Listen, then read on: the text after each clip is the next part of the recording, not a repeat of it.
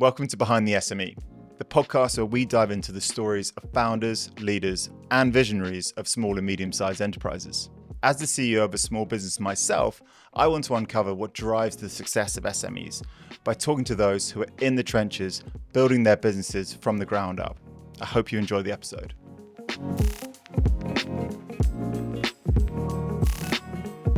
Tom, welcome to the podcast. Thank you. So let's start by explaining to everyone how we know each other. So actually a relatively recent connection, 6 months or so. Yep. You were introduced to me by a former colleague of mine saying, I think you'll really enjoy meeting Tom. He's been through an incredible experience in a field that you know very well. And I think you'll just enjoy meeting each other. And so we had a call 6 months ago with no real agenda. And he was right. Yeah. And over the last 6 months, we've caught up a handful of times. I always really enjoy your take on things. And I think you've got an incredible story to tell and have picked up some amazing insights throughout the journey that you've been on. So looking forward to hearing you share those with me and with our listeners. But instead of me telling your story, why don't you give us a bit of a whistle-stop tour on who you are and what you've been up to? Thank you.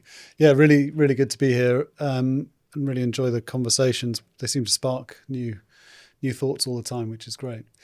So in terms of a whistle-stop tour on the career, went to university and did environmental science, was partway through doing an applied marine science master's, had our first son, so that kind of threw an unintended spanner in the works. Had the 20s planned out in terms of traveling and doing all the 20s things, and then suddenly had to be working at a fish market at 5 a.m. to try and support the new family. So from that, I then moved into a couple of different areas. One was looking at kind of behavior change, environmental behavior change in organizations. And I would go into manufacturing plants or similar and say, look, if you do these things, you'll save all this carbon, you'll have this positive impact on the planet. And 99% of people said, oh, that's great, we'd love to do that, but we can't afford to. And 1% said, yeah, okay, we'll do it because we should. Sure. That was for a consultancy or that was actually for an environmental charity okay. based in London. And then I worked with a Southwest team, and it just made me frustrated, I think, from all that work that was going in, and then these great reports which were well done, but then they'd just sit on a desk and not be actioned. So I thought, how do I get closer to the kind of key drivers that organizations need to implement these kind of projects? And so that's kind of how Granted Consultancy came about. So Granted Consultancy was one of the UK's top grant writing consultancies with a real strong focus on cutting edge technologies. So those technologies that you don't quite hear about in the mainstream, you've got to be kind of 6 to 9 months ahead of that in the grant writing game. To the extent that we had so many people coming to us saying that they had AI in their piece of technology that I'd asked them what color AI they had. Do you have blue AI or red AI? And if they answered with a color, I knew they didn't really have AI in the thing that they were talking about. So, and they were all, really interesting companies, a personal kind of interest in like nature tech and clean tech. And those, some incredibly interesting innovations and people who are genuinely wanting to change the world. And so grew that as a consultancy, and then exited that 2 and a bit years ago, to a US-based acquirer who took it on, and then I stayed on for a further kind of 18 months to kind of embed it. But again, I think one of the maybe slight frustrations, not that my career is led by frustrations, but one of the things that then I realized was that it wasn't always the best idea that got the funding. It was actually the companies that were built in the most excellent way that were the fittest. And we saw a lot of organizations that seemed to be kind of a person on a raft with their shirt as the sail, and they were coasting along while the wind was blowing in the right direction, but as soon as there was a storm, they would capsize. And that got me thinking about the way in which we kind of provide advice to organizations in the UK. And there's lots of different mechanisms to do that, but they seem to kind of be maybe missing a bit of the pragmatism, the kind of practical support. Doesn't need a consultant necessarily to come in and say, right, here's your 35-page report on doing the thing. Often it just needs a little bump in the right direction. And that kind of pragmatism combined with the ability to see, probably one of the things I'm reasonable at is being able to see a kind of an architectural view of an organization. And that kind of helicopter view, I guess you'd call it, that holistic view, then led me to set up the organization that I'm set up recently called Pragma Holis, pragmatic and holistic. And it is designed to take in a company's kind of complete fitness, how they're doing, have a diagnostic, and then provide support in a really pragmatic way. So we're not building ourselves into that company's journey. We're saying, here's the next thing you need to do to achieve excellence. Yeah. Okay. Wow. What a cool kind of array. I love the way they all link together. So you notice from all of your work with these grants, clients, trends, challenges, I guess opportunities that were relatively common, and you've tried to put those into a framework to then work with any type of business. Yeah, that's exactly right. Okay. Yeah, I think the commonality, I think there's a way in which perhaps some sectors, or lots of sectors actually, protect themselves with their kind of language. And they have terms which are very important to that sector. And you'll find if you go into like a board level meeting with that organization, they'll all be talking about their certain acronyms or their technical terms.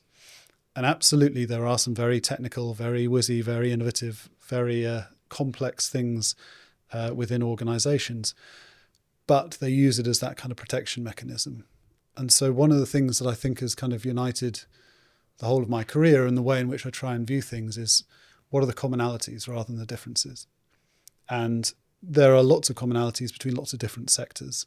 And we get a bit caught up with the protective terminology and the protective ways of going about things that we maybe miss some of the easier, more straightforward commonalities that not only make it more straightforward for everyone, but offer good analogous ways of applying techniques from one sector to another sector to whatever the success outcome is you're looking for. Yeah. Okay. Makes perfect sense. Let's go into some examples. What's the most obvious example you can give us? I think often it's around pieces linked to user experience. So there's that saying that the best kind of design isn't when you can add lots more things, it's when you can't take anything else away.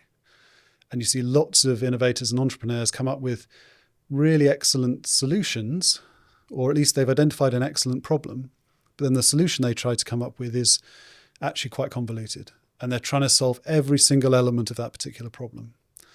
And if you just focus in on one, what is the kind of the nugget, as it were, at the core of that problem, focus in on that, solve that really, really effectively before looking at the whole of the chain of it. And if you do that, and if you get some clients on board, then actually that can be a much more effective way of scaling and growing, and you'll find out quicker, you'll fail quicker, which is really important. Yeah, very interesting. I want to come back to Pragma Holis because I think we've jumped a little bit in, and I want to go back one stage, talk about granted. There'll be people, I think, listening that go, I love the idea of grants. Amazing.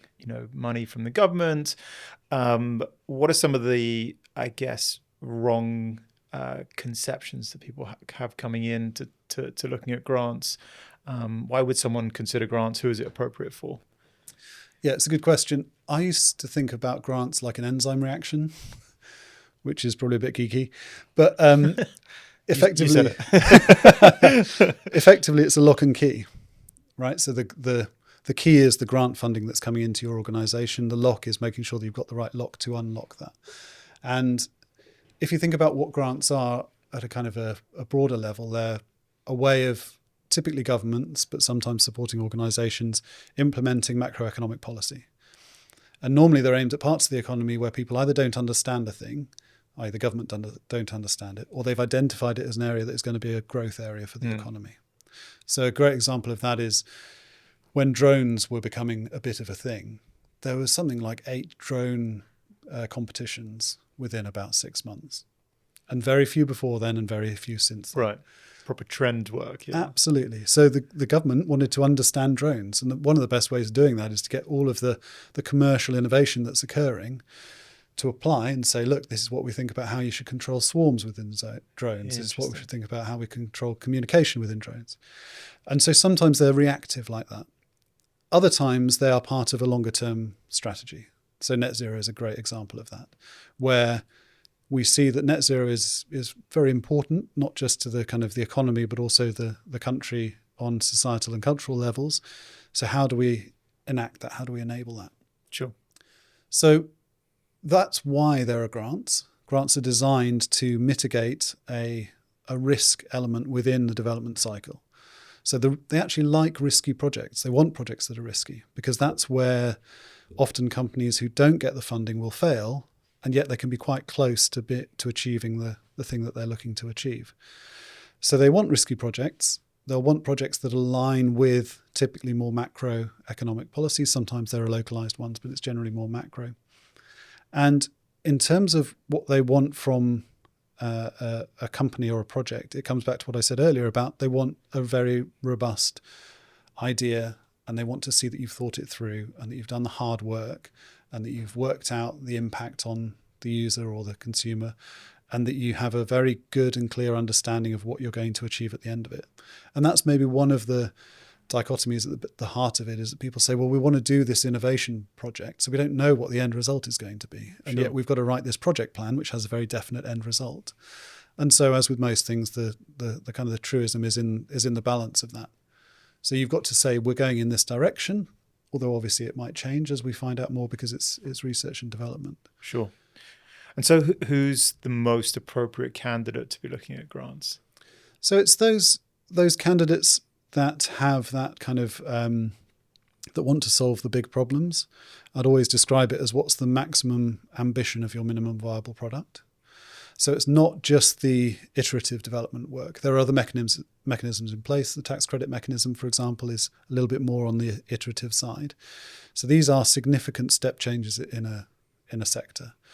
They want to see that you've really effectively addressed a problem, and that you really understand it really well.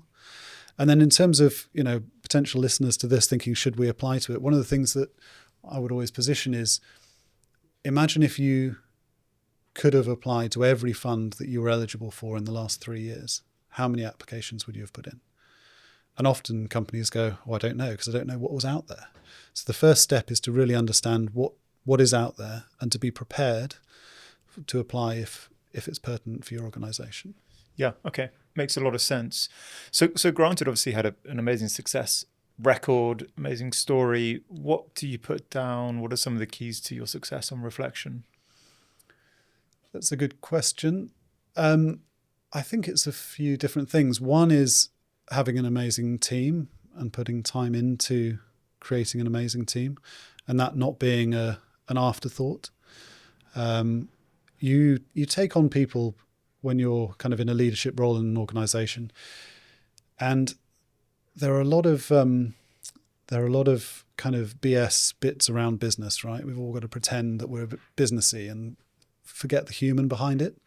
And the human behind it is that most of the people that you employ will only be there for a limited amount of time. Certainly nowadays anyway, you don't have those, 30, 40-year careers. So be honest about that. What can we do as an organization that can help you to be a better person in terms of your experience, the way you look at problems, the way your confidence, the way in which you work with other people, the job satisfaction you get in that brief time that you're with us. And if you can leave us as a, inverted commas, better person, then we've done what we should have done. And if you treat people like adults, then they typically respond well. And people that are treated like adults then bring their best to the organization as well. So it's the alternative is that you don't do that and you just try and kind of rinse people through. But I think life's a bit short for that kind of approach, personally. Yeah. It's interesting because I've always been fearful of planting that seed and almost saying, being too upfront with it. We all know it. Like I totally take your argument. Why would you not talk about it? But what would you say to someone that said, I don't even want to plant that seed in their mind. I'll look after them, but I'm not going to plant the seed that they might one day leave, because maybe I want the intention that this is a forever deal. Do you see what I mean? Absolutely. I think you should always approach everything like it's a forever deal. That's not to stop that. But I think if you were being honest with yourself and all of your team members were being honest with themselves, it's the truth, right? Unless you're signing up. So view it more like you're bringing together a team in a sports team, for example. Like you've got a few seasons together and you want to go for the championship and you want to get the best out of that team and they want to get the best records for goals and assists or whatever it is. So how do you work together effectively as a team? Because the other side of it is that if you get rid of that BS and you have that open and honest conversation, the benefits far outweigh what is actually probably just a small anxiety on both sides to talk about it. And actually shining a light that you can overdo honesty, which is why you need a kind of a mechanism or an approach or a framework in which to couch it. So we implemented a thing called radical candor, which is a way of having honest and open conversations in a way that you're not being personal. So you're not thinking, I think you're rubbish because of that idea. You're saying, I think we can work on that idea. How can we both work on it together? So you're not being demeaning to the person or diminishing them at all. But if you can have those open and honest conversations, I imagine there's probably lots of areas in people's lives where they don't talk about those kind of elephants in the room. And it's probably holding them back in lots of different areas. So can you be open and honest about it? It doesn't mean you have to come into the office every Monday morning going, right, who's had enough now? You don't have to, you don't have to reach that point, but you can, it just allows for a more mature conversation, I think. Yeah. Okay. So radical candor is a term for a feature of your culture whereby you're very honest with each other. And if you walk away from a meeting and someone acted in a way that you thought was unnecessarily disruptive or they held back, you would just tackle it there and then. Yeah, that's right. Okay. And how do you make that part of the culture? So, one of the reasons for looking at radical candor, I looked around for a kind of a solution to this, and often it's just about labels. Coming back to that language piece we were talking about earlier, radical candor has been designed by a very intelligent lady in the US. So there's a book and there's a website and there's videos. You can go all in if you want to. The book is good and it's worth a read, but effectively, it didn't really matter that it's called radical candor as long as it's called something. So it's about giving a label to it. And that allows people who are less senior in the organization to kind of put that label on or put that hat on and say, look, I'm wearing the tin hat. It's going to protect me because I want to have a radically candid conversation with you about. And immediately it positions both the giver and the receiver of that information kind of aside from any personal pieces that are going on. And that just gives protection to both sides of it, as it were. And so it doesn't need everybody in the organization to read the book. It just needs that you kind of talk about that in kind of staff meetings that you have, and it allows that kind of, more honest conversation. Yeah, interesting. I think what I'm learning from this is you're talking about business culture, and you're saying we shape business culture not by talking around a topic, but by agreeing the features of the culture, putting a label on them, such that we've almost built the personality of the business as a culture, and therefore we can identify who they are, what their features are, and then be able to talk about them in quite simplistic terms. Yeah, I think that's fair. There was it was the head of Barclays after the 2008 scandal who said that culture is what happens when nobody's looking. And I think maybe some of the cultural initiatives that get put in place are too focused on signs on a wall or, having your vision, your values somewhere. I think that is a part of it. It's important, but they miss the kind of softer side of it, which is allowing the space for people to be able to talk more openly. And I think humans are great if you label a thing, right? If there was a tiger outside this room and I said, oh, look, there's a big stripy thing it's got quite sharp teeth, I think. It looks like it might eat us. Then you'd be like, oh, wait, what? Whereas if I say there's a tiger, you'd quickly react and run away. Yeah. I assume. So take a photo first. a couple of selfies.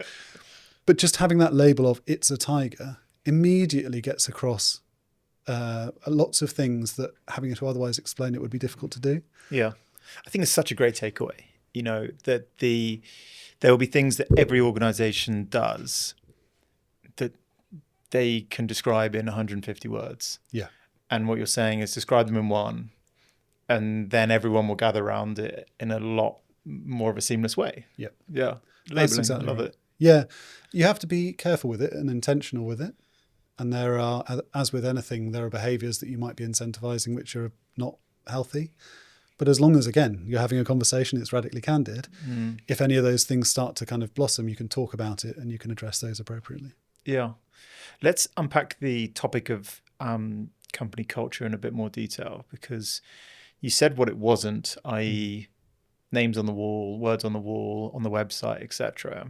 I love the expression, it's what happens when nobody's looking. You know, when you're not in a leadership team meeting, when you're not in an interview, you know, when you're not in front of a client, it's the hallway chat, right? It's the pub afterwards, it's on the train to see a client. It's that talk that really defines who you are.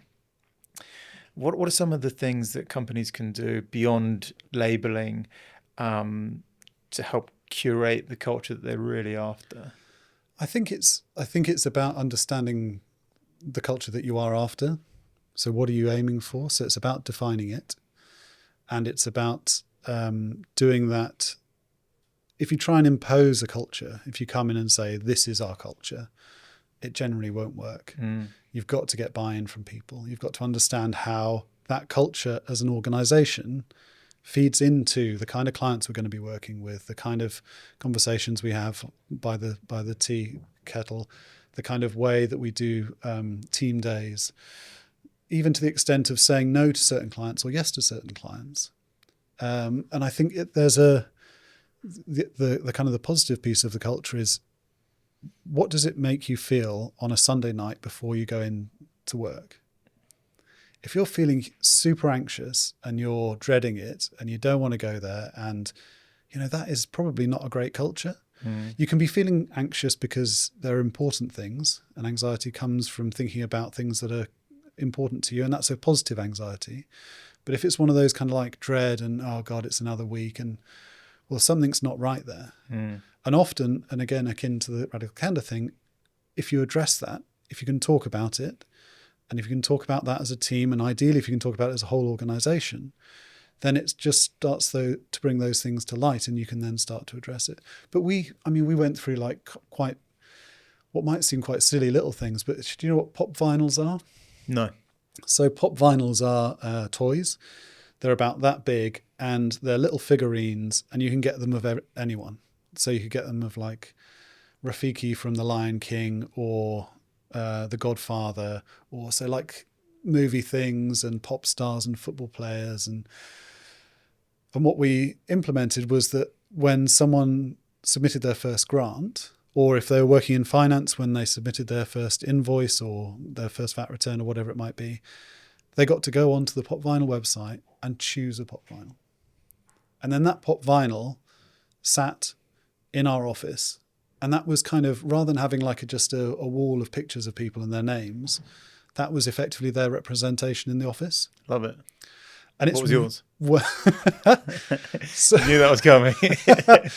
so mine was Sir Bedivere, which is one of the knights off Monty Python and the Holy Grail. Right. Okay.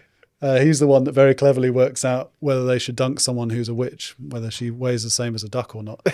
But I won't go into the detail of that. But the point is that it gets you some really interesting bits. So we had a finance manager who was, she was great, and she had the Queen. That was her one, because she felt that in the office she was that kind of like, you know, everything has to come through me. It's finance, it's important, and that was her piece. Yeah. And then, you know, we have had other people who had The Godfather, for example, or had the one from The Matrix, or things like that. And it's really interesting because we just turned it into a bit of a game, but actually we handed them out, for example, at a team day. And if you'd been with us and you'd done your first application or whatever it was, then you got presented with it. And it just changed the whole, well done, you've done 6 months, you passed your probation, to actually something a little bit more playful almost and fun. Yeah. Such a good idea. Absolutely love it. Never heard anything like it. Okay. It's really, really cool. I want to go back to what you're talking about the culture curation. Yeah. You said first step, identification, actually what is it you're after? And then you talked a lot about bringing people to the table to talk about it, so that it wasn't you imposing a culture, but actually getting their input in what a culture should be. Yep. So did you specifically make space for those conversations? Yeah, absolutely. So we had specifically a kind of a values session as an organisation. And that isn't just picking kind of the words that go on the wall, although ultimately words went on the wall. It was more about kind of, here's some different other organisations, and do you think we're more like this one or this one? There's tools online if you just search for kind of, culture assessment. There's lots of ones out there that are reasonable. The key thing that we did, and one of the key things that we had throughout, was we had it facilitated. So really interesting. Yeah. Okay. So unless you're someone who's got a specific kind of niche expertise, I just always recommend someone else facilitating if you can. Okay. Because it gives everyone in the room, rather than it just being somebody senior who then leads the meeting and the agenda and similar, if it's a more kind of creative piece like that, get someone in and it takes a load off and you can kind of be more involved, whatever level in the organisation. Do you find you get a different outcome? Yeah. Really? Yeah. Because it's also not led either intentionally or unintentionally by that person. Oh, it's definitely something I'm guilty of. Really? I'll go, right, we'll do values, right, I'll create 5. And then we'll do a session. Guess what? Guess the 5. I recognized it in myself, and I'm now a lot stricter with myself about it. Yeah. But I'm sure a lot of people resonate with that. And I remember really early on we had a set of values, and someone looked at them and went, "Adam, they're not values, they're rules." And I was like, now you mention it. They're a set of rules. Okay, that's really cool. Okay, so bringing somebody in to facilitate those, and how often are you doing these sessions? So one of the things that we stuck to, it was kind of like 10 years of growing Granted, pretty much, and consistently growing every single year. And one of the things that we had in the diary and was a non-negotiable was every January we had a week out effectively as a company.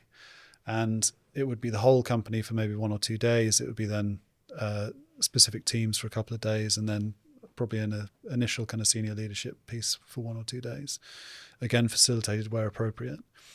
And it didn't matter if there was a deadline coming up, or because as you'll know, kind of grant organizations are very deadline driven. That didn't matter. We protected that time. And if there was one thing I would recommend for a company that wanted to grow and scale and be effective, it's take that time.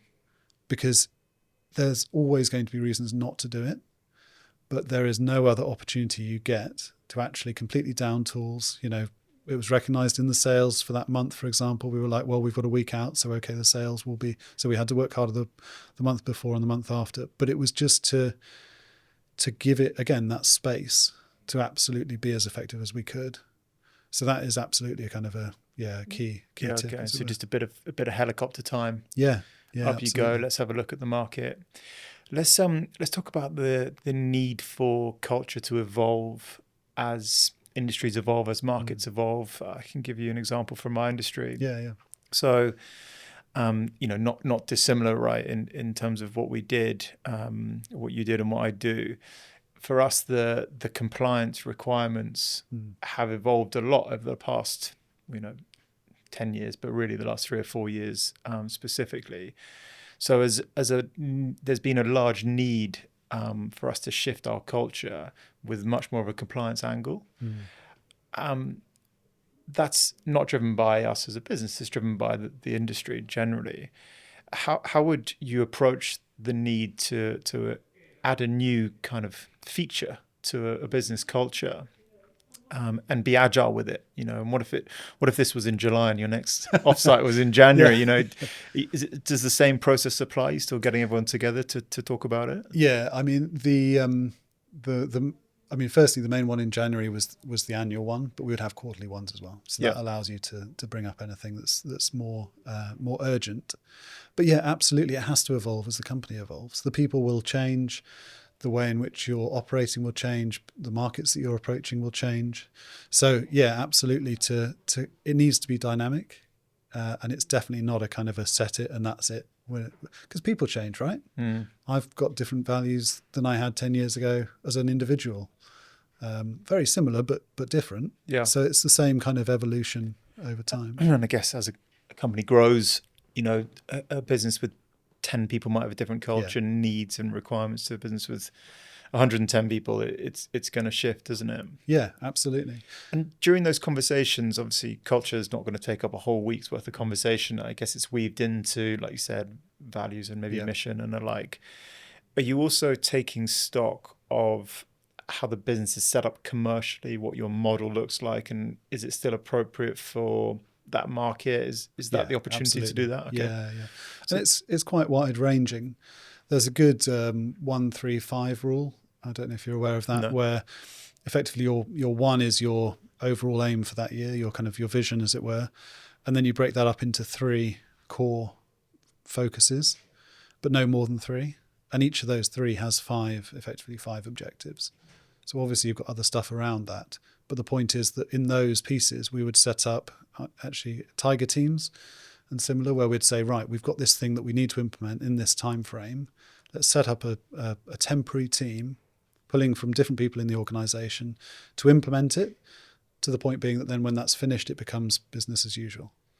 So you can have those very specific tiger teams, is the phrase we use, but like SWAT teams or whatever you want to call it, to just focus on a particular problem to address it.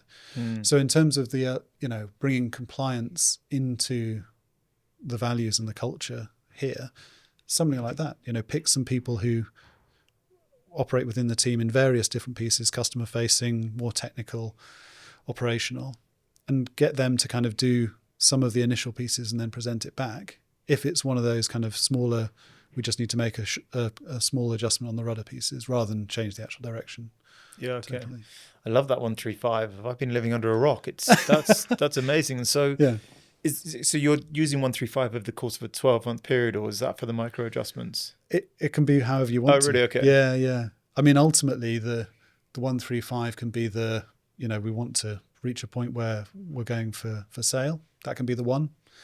Or it can be, what we need to integrate this cultural piece, and you can break it down into much smaller areas if necessary. Yeah. But I would only have 1-3-5 operating at once, if that makes sense. Yeah. Okay. Yeah. Interesting. So just to allow that focus. Exactly that. Yeah. Okay. And the was high performance a feature of your culture? Trying to get in, I guess, some KPIs into the whole picture and process. I think it's an interesting space to try and impose high performance.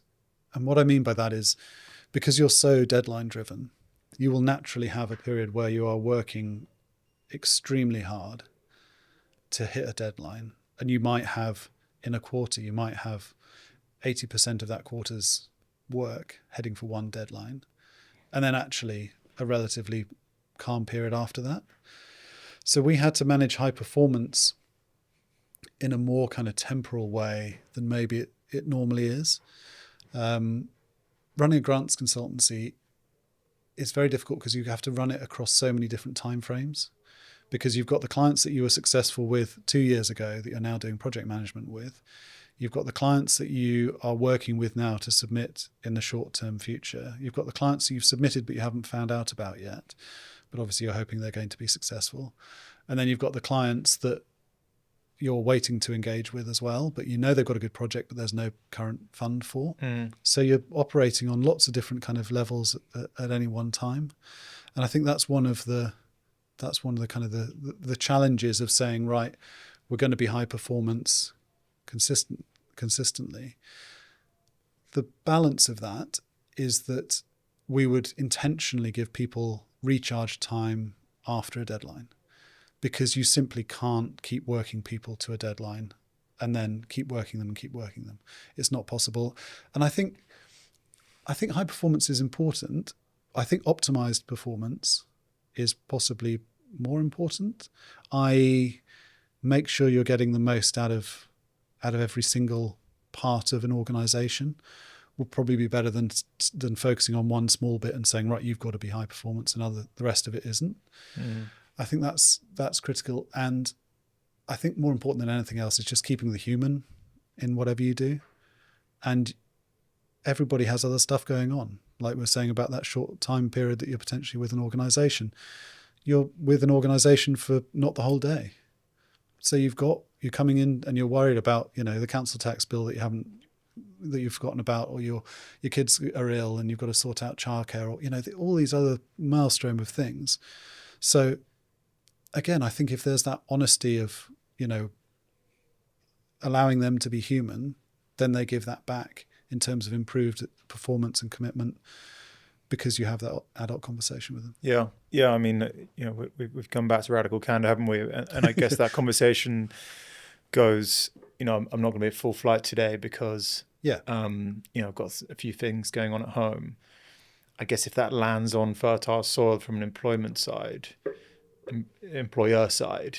then they're going to be more comfortable doing it. And are you then making the bet and assumption, I for want of a better phrase, that they're going to pay that back when it's needed? Yeah. Do you see what I mean? I think they're not going to go, oh, okay, that was pretty easy, I'll do that again next week and the week after. So I think you have to be careful. I think one of the good rules to go by is to hire slow and fire fast. And if you're taking the piss as an employer, the staff will realise that and they won't stay with you very long. If you're taking the piss as an employee, then it's entirely reasonable that the employer realises that and then moves you on, as long as you've been given the kind of the ability to again, it might just be a small course correction, but if it's persistent, then they're not a fit for the culture of the organisation, because it's about respect. It's about mutual respect. I think that's one of the key bits. Yeah. Let's quickly change tack slightly. You had a very much project-based fee structure, from my understanding. So client would say, I want to work with you. You might charge them for the application and charge them a bit for the success. But you evolved that model. And tell us a little bit about how that evolved and why you evolved it. Yeah, I think so. That's absolutely right. I mean, ultimately, you're defined by how successful your clients are. When you have those kind of like one-off engagements with a client, what we wanted to do was to look at how you recognise that the work that we were doing was valued appropriately, and also how we could get a much deeper understanding of the organisation and their projects and their aspirations. Because often it's not necessarily the project that a client brings to you that is the most likely to be fundable, or indeed the most aligned to their business model. And so you've got to do a bit of digging and do a bit of kind of like detective work to get to the bottom of what that is. And obviously it'd be lovely to do that for free for everybody, but there has to be some kind of recognition of that additional work. So we designed and implemented a retainer approach where we'd engage with a client over a longer period, typically kind of a year, 2 years, and then do a number of applications over that period. Yeah. So that required a lot more pre-qualification of those clients, because it didn't suit every single one. There were still ones which was entirely appropriate to do the kind of the one-off approach with. Yeah, I think when you told me about this, obviously I'm in a similar industry, so it struck a chord with me. I think for the benefit of people not in our industry, I guess there is a real value in not just accepting the status quo, because that is what your industry does. It still does it to this day, and we're 2 years down the line. But actually you had the foresight to go, I'm recognizing that this isn't quite right. The way we charge and the way we want to work, there is a conflict. And to have the confidence and the boldness to go and try and do something new. What are the warning signs or the potential signals to business owners out there where the model might not be quite right anymore and it is worth trying something new? Yeah, it's a good question. I think one of the things to think about is almost that optimizing piece. So one of the reasons for us going down that route is we had a lot of hidden consultancy work that we were doing, and we were being innovation consultants, and we were being finance consultants, as well as being grant consultants. And that was kind of a feeling again, but then we just needed to voice that and bring that up. And that helped significantly. I think one of the other things, and this might sound a bit pithy, but it's not intended, is that we're all making this up, right? We're reasonably intelligent bipedal apes on a rock hurtling through space.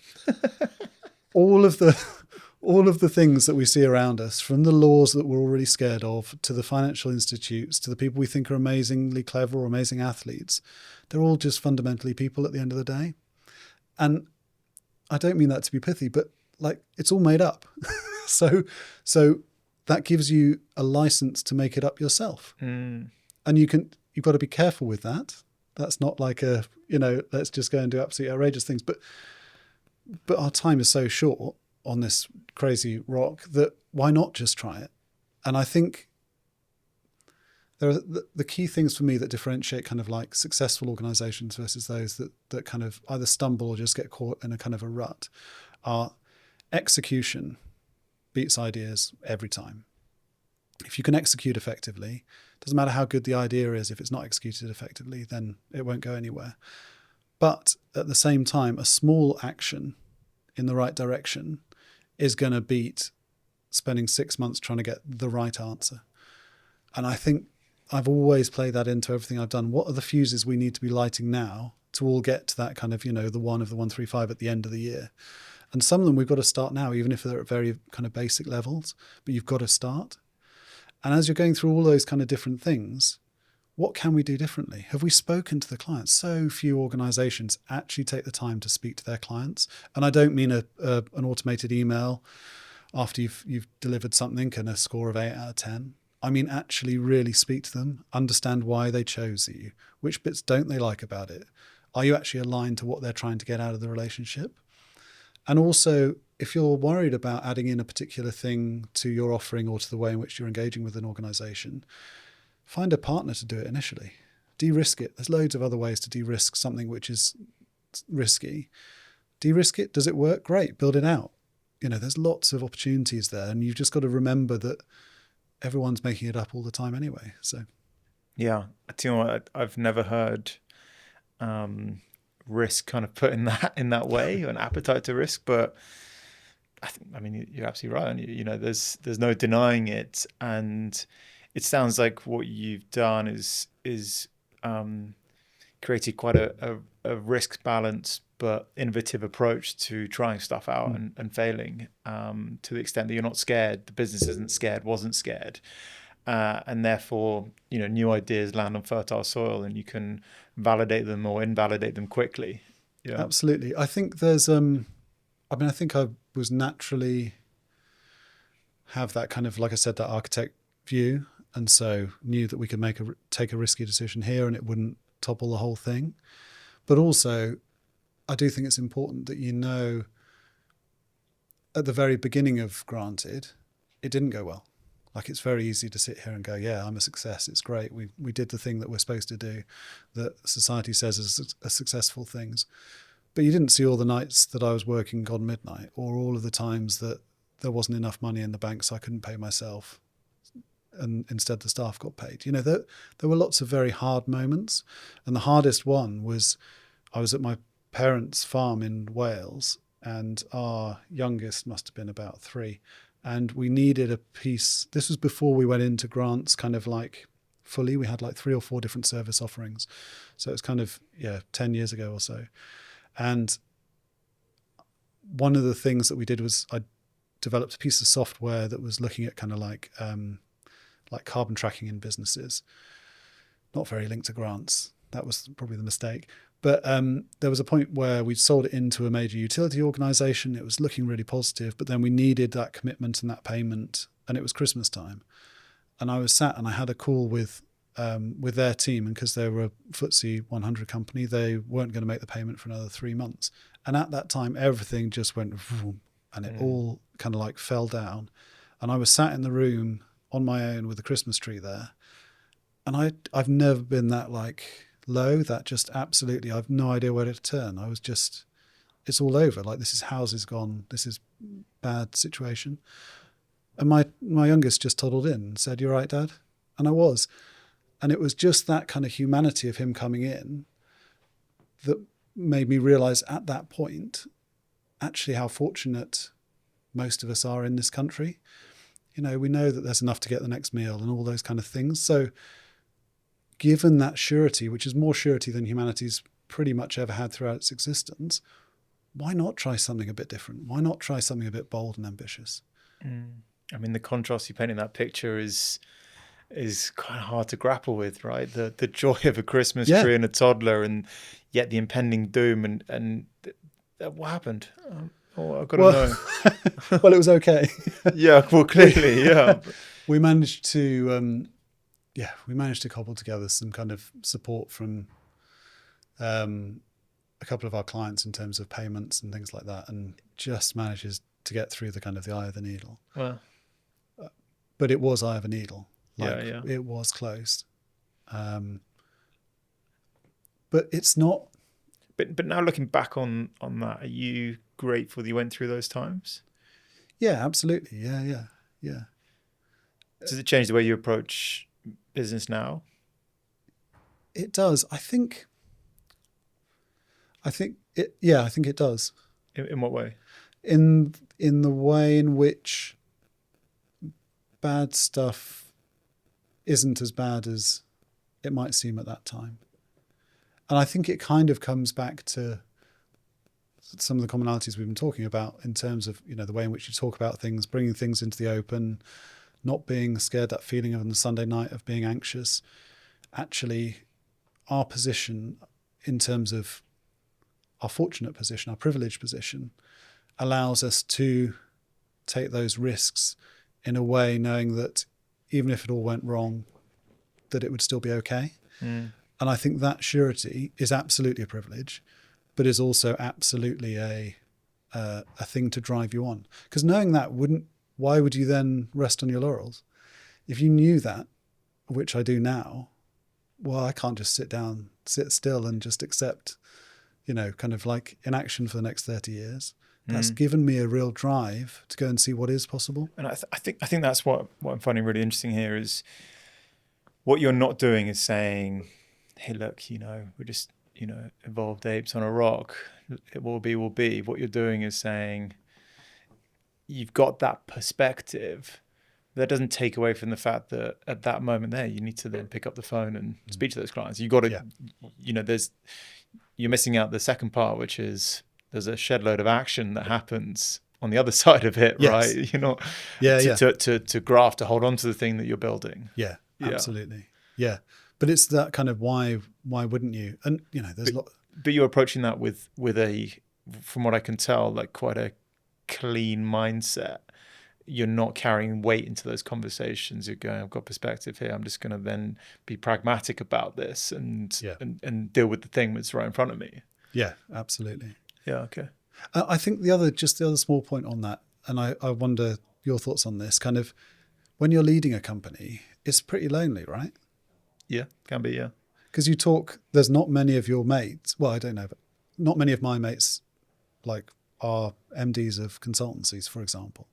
And so therefore you don't have the same kind of conversations that they have. Very successful careers, but it's just a different weight that you carry. Did you find that your approach, which, sounds very transparent, you bring everyone to the table often, did that help with that loneliness? Because you felt like everyone, owned some of the issues and the opportunities at the same time? I think so. I think there's a potentially negative way of doing that, which is where you become super slopey shouldered and you don't take any responsibility and everything is on other people. Making any mistakes you make are on other people. So the balance of that is that I would relatively often stand up in front of the whole team and say, we did this thing and it didn't work. We made a mistake because of. So you have to show that kind of, you have to show that vulnerability in front of the team as well. You have to really own it. There's that is the balance of that set of scales. You've got to own that responsibility for when things don't work out, and they won't. Yeah. But it's being comfortable that they won't as well, I think. Yeah, okay. But I think that there's still bits of running an organisation that ultimately, and the loneliness of it, I think you've got to find your own kind of healthy mechanisms for that. I think that's really important. Find other people who you can talk to about it, but talk about it. Yeah, for me, for what it's worth, I have an amazing group of pretty much power women, I would describe them as, in my life, but mostly in my business. Yeah. And complete transparency across these women. They didn't choose for it to be a group of power women. It's just how it's shaken down. But I never feel alone in that respect because they know everything. Yeah. And we talk about it with complete openness. I don't shield anything. I think it would be unhealthy too. Sometimes I'm aware of the fact that I'm the only one that carries, I guess, the final burden. Yeah. But, someone has to, there needs to be, you can't have all of the upsides of being, the CEO without also carrying that final burden as well. Yeah. But I don't feel lonely in that respect, if that makes sense. Yeah, absolutely. And I think they appreciate being in that conversation and feel heard, feel like their thoughts are needed and valued. And they challenge me. God, do they challenge me in a great way, right? Challenge that conventional thinking. So yeah, I would definitely encourage people that feel like that to have a look at their immediates. Yeah. And if they're not able to have that relationship with them, I would question that personally. Yeah, that's right. Get the right support mechanisms in place. Yeah. I think also that it is a lot more. I liked COVID for the fact that we suddenly had conversations, and in the back of your Zoom, your toddler was walking around or the dog was peeing on the carpet or whatever it is. It took a lot of the business BS out of things and helped to realize that there are people in all of these places, which was great. And I think that has led on. And I think there are more open conversations now about burnout and about how you find the right support mechanisms and coping mechanisms. And, it's not going to the bar on a Friday night and getting absolutely lathered every week anymore as much anyway, which is good. Yeah. So let's quickly talk about Pragma Holis. Newly launched. Congratulations. Yeah, thank you. Why would someone work with Pragma Holis? I think it's that kind of, what do you want to try and do with your organization? And it feeds into, are you looking to exit at some point in the future? Do you want to do a piece of kind of due diligence about how your company is performing? I think the other piece is that it focuses on lots and lots of KPIs, which aren't your normal kind of hard KPIs. So it's not necessarily turnover or employees numbers. It's more about how we operating as an organization across these 6 core pillars, and how close to excellent are we? And how are we performing compared to our competitors? How do we look in terms of our sector as well? So I think it's anyone like that. It's anybody that's feeling kind of like a bit of maybe imposter syndrome. We've built this thing. Is it good? So it's that kind of like, are we a raft or are we a high-tech research vessel? And it's just providing that kind of support for anybody. It's quick and easy diagnostic with kind of a lot of complexity built into the back of it. Yeah. So you're diagnosing a business across these 6 pillars. Yep. And then highlighting the 1 or 2, I assume, where you're going, this is the biggest win for you. Yep. What are the 6 pillars? How did you decide on them? So a lot of research, actually. So looked at existing systems and frameworks that were out there, everything from kind of like ISO to B Corp, for example. And it tries to bring together all of the different pieces that happen in an organization. And obviously we had to group those in some way. So we've got these 6 different areas. But within that, within each of the 6, there's 7 different kind of layers. So there's 42 different pieces of information, which often are bits of information that you haven't got sight of, because they're, again, not pieces that people are typically looking at. But what we wanted to do was to retain that pragmatism and allow people to quickly see where they were. So, the Pareto 80-20 piece, right? We're very much the 20%. So we're not going to then say, right, here's a consultancy bill for us to come in and fix the 3 bits that you're worst at. It's saying, here's the picture for you. We can suggest people who are great at fixing those problems for you, but it's more about empowering people to go and at least get sight of where they could be more excellent and how they could kind of take the next step to improve in those different areas. Yeah. Okay. Makes a lot of sense. Okay. I think we're almost there. Let's finish up with my final question, which is, what's the best or worst piece of advice you've ever been given? So I think probably best, actually. Positive, nice. End on a high. So actually, this was from a marketing person who we spoke to in the very, very early days of Granted. And I'd like to apologise to them because we didn't take them on. We didn't engage with their organisation. And you still remember their quote. But I remember their thing because they spoke about the gleaming detail. And I haven't come up with a better term for it, even though I've tried. And the gleaming detail is the real like golden kind of nugget of why in any particular story. And that story can be why a company works with you. What was that one bit? And it might be price, it's often not. But what is that one bit? Oh, you do it in a way that's better than the other competitors that I've seen, or it was a recommendation. And it's those bits of gleaming detail that, you could apply it to all the raft of books from kind of entrepreneurs who have been successful.